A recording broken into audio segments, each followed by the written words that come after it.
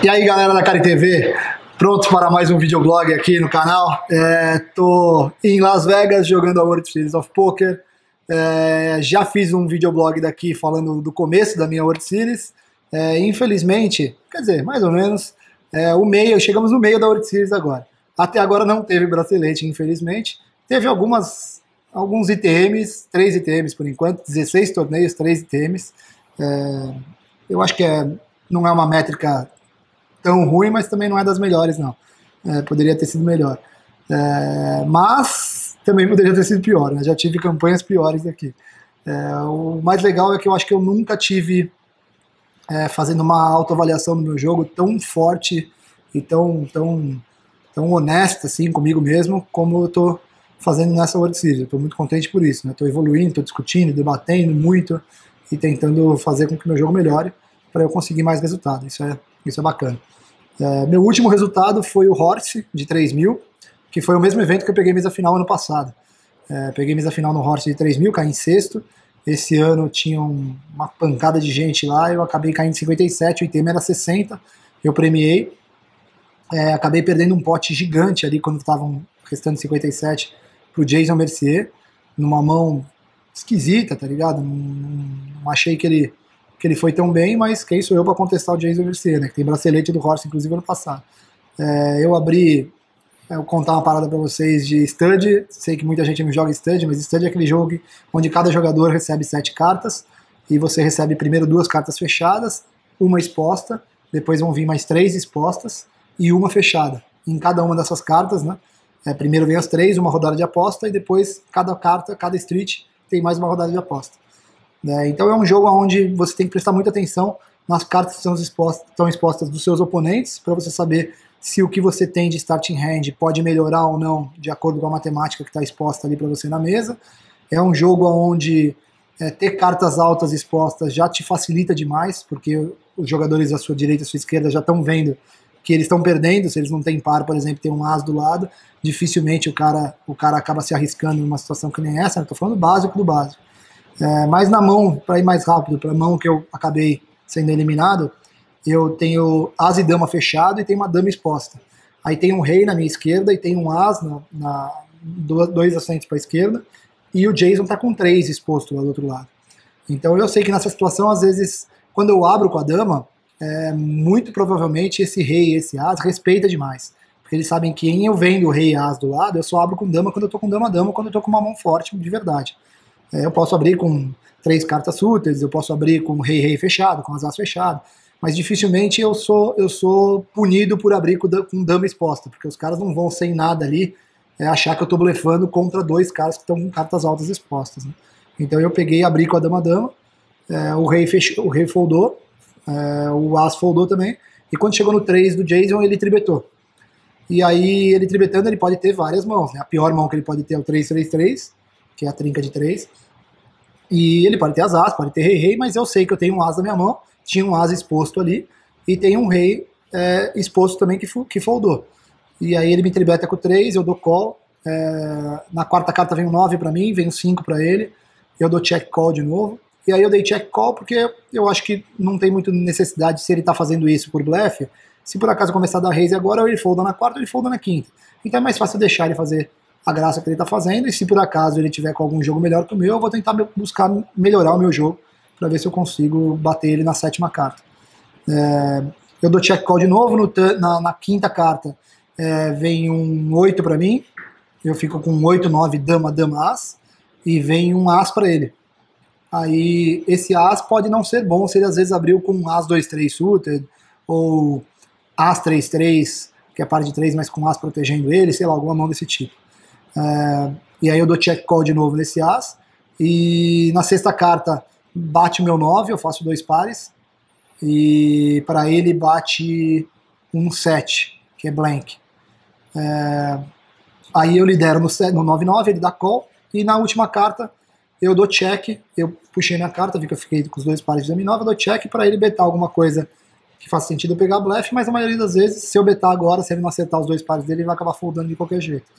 E aí ele pega, tanca e fica filando demais a carta, fila, e dá o bet. e eu acabei dando call. Ele acertou o último as, que é o último out que ele tinha ali, no river, quer dizer, ele tinha um out com a trinca de 3 também, mas ele tinha 2-3-3, ele largou com 2-3-3, ou seja, 2 e 3 fechado, com 3 exposto, ele acabou me trebetando de par de 3, eu tinha dama-dama, acabei sendo eliminado com os 2 pares melhores para um out no river, né? É parada triste, matematicamente triste, mas é do jogo, do stud, acontece isso o tempo inteiro, acontece direto, e para eu chegar em 57, você pode ter certeza absoluta que eu já também dei várias nos outros caras paradas desse tipo. Sobre o Akari Time tá indo bem pra caramba aqui, tá o Naka, o Renan e o Bruno, os caras estão bem, estão jogando todo dia de 2-3-5, que é um evento da World Series, mas que não vale bracelete, é um evento que vai 1.400 pessoas, 1.500 pessoas, é gigante, $235 de entrada, pagando 40 mil pro primeiro, 30 mil pro primeiro. Fora isso, teve 3 brasileiros indo bem já em mesas finais, então teve o Grigoletti já pegou a mesa final, o Foster pegou a mesa final, o B. Dias pegou a mesa final e fez um heads up com o Murma, acabou infelizmente perdendo o heads up, mas foi a maior premiação dos brasileiros até agora. Tem muito evento pela frente ainda, né? Chegando, a gente está na metade, exatamente na metade agora, tem mais uma pancada de evento aqui na casa, tá o Rafael G. Walter, tá o Boss, tá o Crema, tá o Xande, que acabou de ir pro hotel agora, saiu da casa, mas tá junto com a gente aqui, então tem mais um monte de brasileiros espalhados em todos os hotéis aqui de Las Vegas, todo mundo invadindo a World Series todos os dias, então tá bacana, o negócio tá legal. Opa, tá legal. Então é isso. Eu vou responder algumas perguntas de vocês agora que vocês fizeram no último videoblog, e como eu tinha prometido, e teve gente que me cobrou depois, falou, pô, você respondeu as perguntas e não respondeu, então vamos lá. O Helder Muritiba está perguntando assim, Akari, como funciona a questão do imposto, caso acerte um hit aí? O Helder, o imposto aqui em Vegas é cobrado na fonte já. Então quando você ganha a premiação, você já é debitado de 30% de imposto na fonte. Então automaticamente você já é cortado do seu imposto, né, já vem com prêmio menos 30%, e daí para frente você vai para o Brasil e procura o seu contador, porque você pode fazer a sua declaração de imposto de renda falando que o seu imposto está pago e que você está com o dinheiro da premiação que você ganhou aqui em Las Vegas.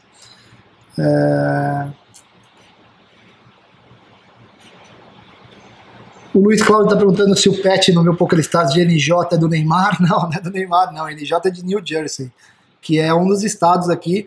Vários estados estão sendo legalizados aqui o poker online. O primeiro estado, um dos primeiros estados, o primeiro foi Nevada, que é aqui onde a gente está, o segundo foi New Jersey, lá perto de Nova York. E então esse pet aqui é de New Jersey, porque o PokerStars já está completamente legalizado, regulamentado lá em New Jersey, está bombando os eventos em New Jersey. Então esse é o pet que a gente tem que usar por aqui. Deixa eu ver mais uma pergunta.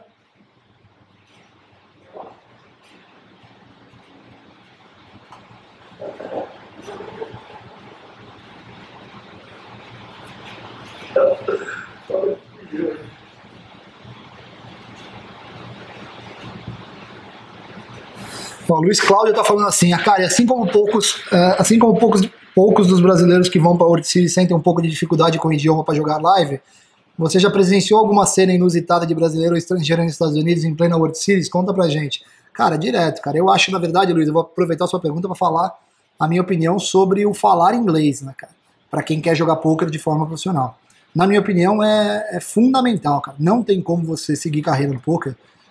E você vai falar assim, mas o poker online, cara, dificilmente as pessoas se dedicam a jogar poker online e não migram pro live, que foi o meu caso, né? De jogar muito tempo poker online e depois migrar pro poker ao vivo, para correr o circuito.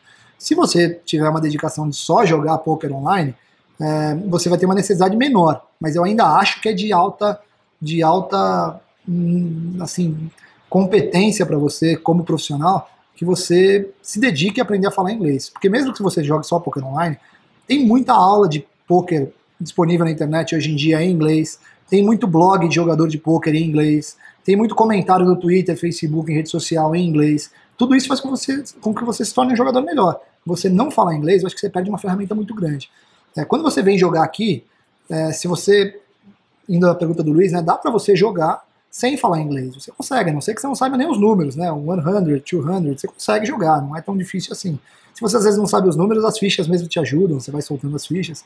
Mas eu acho que fica muito aquém de um nível que você precisa ter para poder ser competitivo, né? No mercado onde você está trabalhando, tá ligado? Eu acho que você precisa se dedicar, pelo menos o mínimo, a aprender. E quando você está na mesa, se você não tem um bom inglês, você acaba perdendo muita conversa entre os jogadores que faz diferença. O cara fala o que ele tinha numa mão, o cara fala o que ele pensou numa mão que ele perdeu para um outro cara, o cara comenta o jogo do outro cara, e isso daí tudo vai formando a sua percepção da mesa para você poder usar essas informações contra os seus adversários no futuro, entendeu? Se você não tem isso, eu acho que é meio bizarro. E já teve casos maravilhosos, né? O Fabião Del Zebra, que é um grande amigo meu, já veio aqui para Las Vegas, chegou no blind 25-50, ele all-in de 10 mil. Você é louco, velho, você tá indo all-in de 10 mil no blind 25-50? Aí na próxima mão, 25-50 de novo, um cara abre, ele é all-in de novo. Eu, velho, você é louco, cara? Ele falou, porra, eu não sei falar, velho, não sei falar 200, 300. Eu falei, cara, você não sabe falar. Você fica indo all-in em qualquer mão, cara. E aí a gente deu risada pra cacete, mas é uma amostra do que não pode acontecer, né, cara? Você precisa aprender a falar, pelo menos o mínimo, pra você poder jogar de forma plena. Isso desde que você não tá vendo só pra se divertir, só pra dar risada. Que era inclusive o caso do Fabião no começo, tava lá pra zoar. Mas se você vem pra ganhar de verdade, é a sua profissão e você tem que fazer daquilo o seu ganha-pão, eu acho que você deve falar inglês.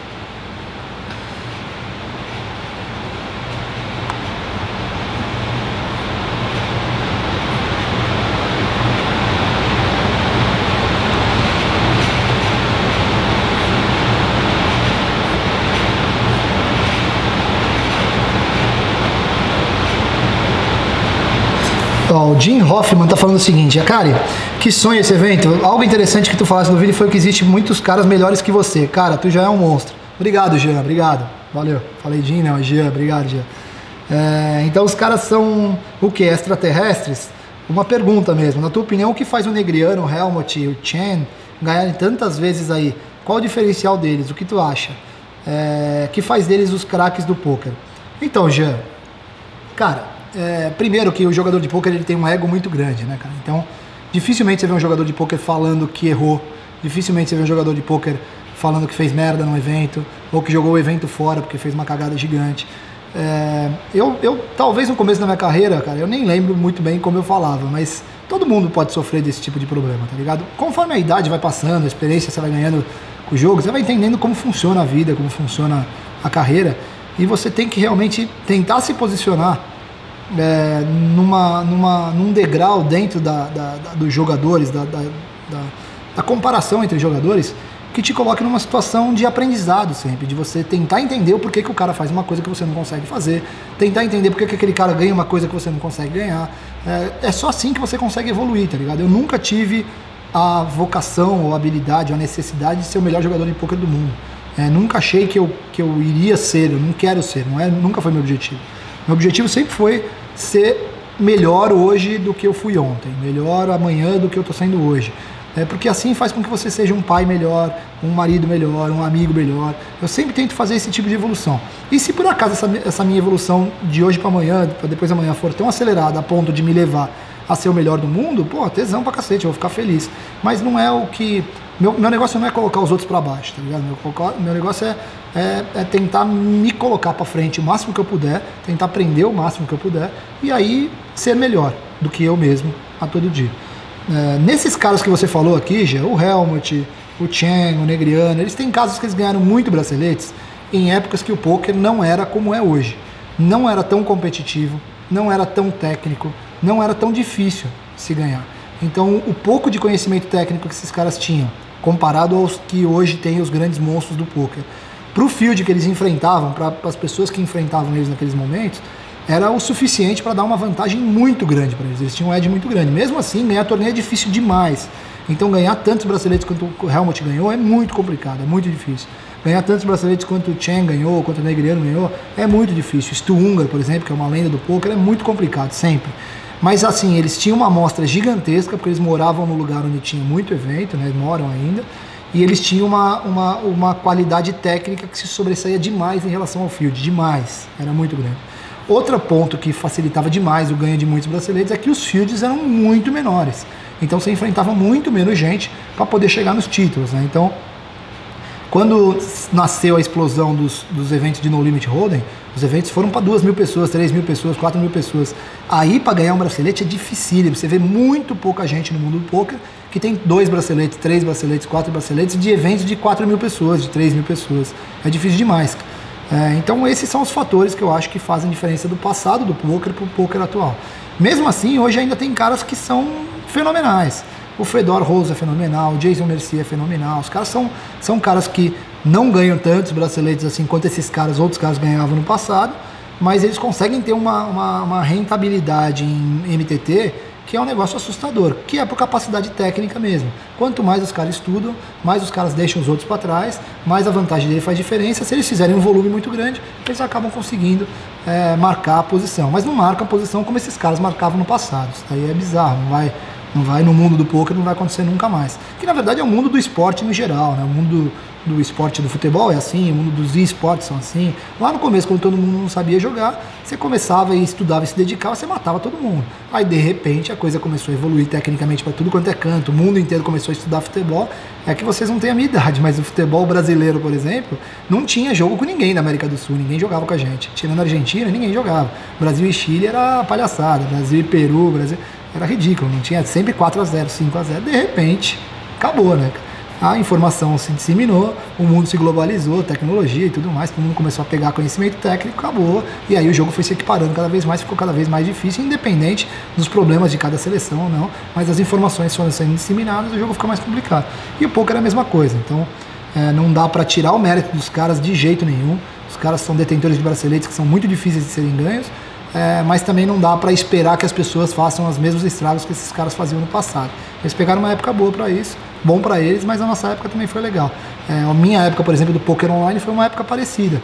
Quando comecei a jogar poker online, eu tinha muito menos capacidade técnica do que os gênios do online têm hoje. Mas eu fazia um estrago muito grande, porque também o field não tinha muito menos que eu. Então eu acabava matando o field online de um jeito muito mais tranquilo do que se mata hoje, né? Hoje em dia o jogo complicou. Se você não colocar volume, então vai ficar cada vez mais difícil. Tá certo? Galera, é isso então. Quero agradecer demais as mensagens. Deixa suas perguntas aqui, que eu vou responder de novo para vocês no próximo videoblog que eu faço semana que vem. Obrigado pelo carinho, principalmente na reta final lá do Horse. Reta final não, né? 57. Mas quando eu peguei ITM ali, eu comecei a ser bombardeado por um monte de mensagem no Facebook, Twitter, Instagram. Obrigado demais, obrigado pelo carinho de vocês. Sei que vocês ficam aí no Brasil torcendo. Um abraço para também, recebi um monte de mensagem da galera de Portugal. Obrigadão pela galera de Portugal, pelo carinho também. O NASA tava aqui em casa ontem jogando ping-pong com a gente aqui. Foi legal, a galera fez um encontro aqui, foi todo mundo pra piscina e o NASA tava aqui. Abração pro NASA. Galera, obrigado demais então, tamo junto. Fica na Cari TV que tá cheio de conteúdo bacana, beleza? E se você curtiu, clica, ó. Valeu, abração.